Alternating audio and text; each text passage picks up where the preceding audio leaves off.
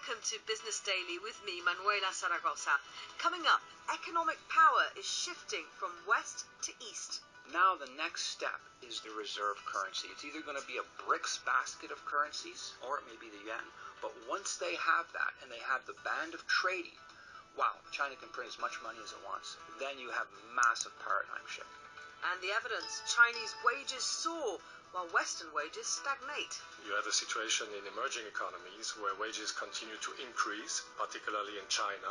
So you have a tripling of wages in China while wages are flat in Europe. Plus, why the American jobs recovery may not be all that it seems. That's all in Business Daily from the BBC. Mention the economic ascendancy of Asia, and in the same breath, many will talk of the economic decline of the West. Well, these days, the talk is not just of Asia's growing economic might, but of the growing economic firepower of the whole of the developing world combined. But what does that power look like, and where is the evidence? Lawrence Brahm is a long-time resident in China. He also advises the Chinese government, and he says he's seeing the change from the inside. He's written a book about it called Fusion Economics. I look right now to South Asia, to be very frank, and I think that what's happened is the China story has come and gone because costs are very high in China right now. And again, there is a lot of politics that's entering into the business field, maybe more so now than over the past several years. And businesses are going south. They're looking at opportunity. They're looking at cheaper costs. They're looking at indicators of reform. The rise of Modi in India has breathed a kind of new life into South Asia. There's also very much a view in Asia that's shared by China, by India, that you don't want to do the sort of Washington consensus, shock therapy, all of the Bretton Woods institutions are something of the past. You need to create your own economic model based on your own circumstances. And in the case of... But are they really suggesting something concrete on that front? Well, they're doing it. I mean, in the case of China, it took the form of a kind of balance between planning and market. Sometimes more planning, sometimes more market. It's quite unabashed. There's just really no care. So you're saying it's not guided by ideology, it's just whatever is appropriate at that moment? Yeah, the politics is guided by political agenda, okay? And ideology is sometimes used as an excuse for that agenda. But the actual economics is quite pragmatic. It's being driven by their own consensus of what they should be doing. And that is very often, sometimes turn the planning on, sometimes turn the planning off, let the market flow. And sometimes it can be confusing, but at least they have made the decision that they're going to do both. It's what I call fusion economics. India is going to be different.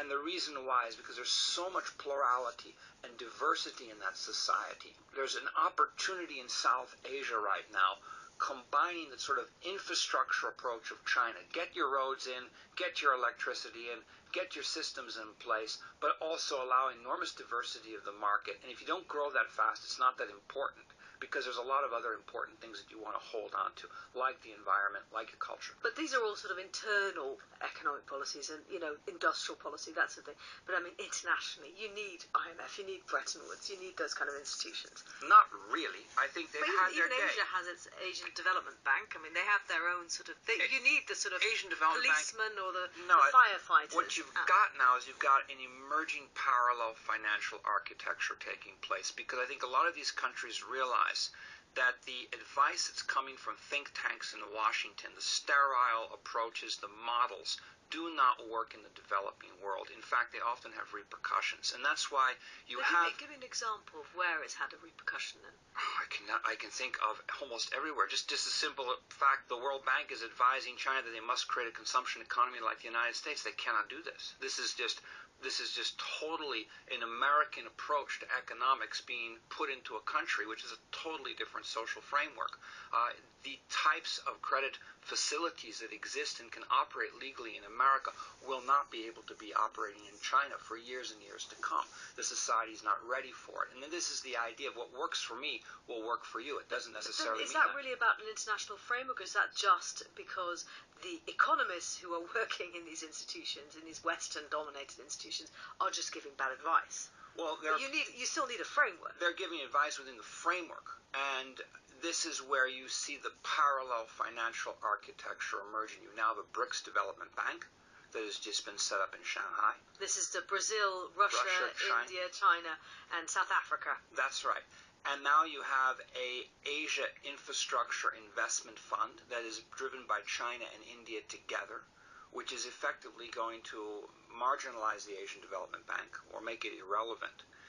And you've got, again, the people who are going to be giving the advice and making the policies are going to be Asians or people from these countries. And having gone through the process of stepping out from underdevelopment and poverty and stepping into development, with the experience of what's worked and the experience of what has not worked, is vastly different than what's coming out of Washington with the IMF and World Bank, where you have a lot of theorists. They may have come from very nice universities, Ivy Tower universities, but they have not been in the field and they have not faced it themselves.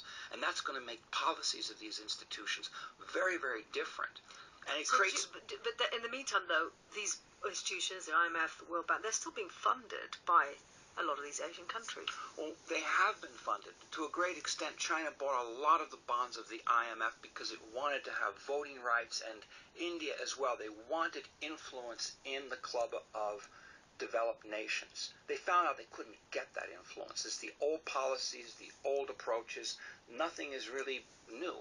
And so they decided to do it on their own. If you can't buy influence, then create your own club. And that's what's happening.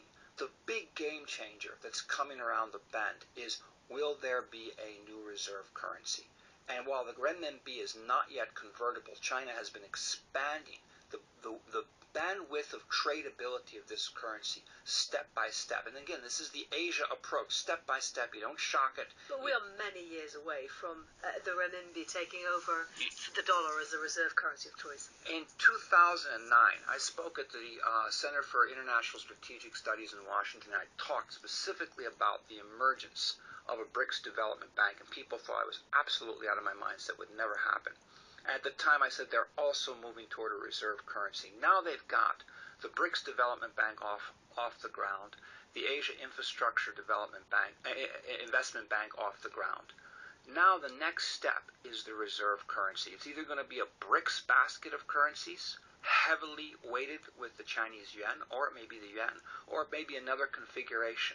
But once they have that, and they have the band of trading, that is the use of that as a reserve currency in the developing and underdeveloped world, including Russia, Iran, all these countries, wow, China can print as much money as it wants. It doesn't have to worry. And then you have massive paradigm shift. That was the consultant Lawrence Brown.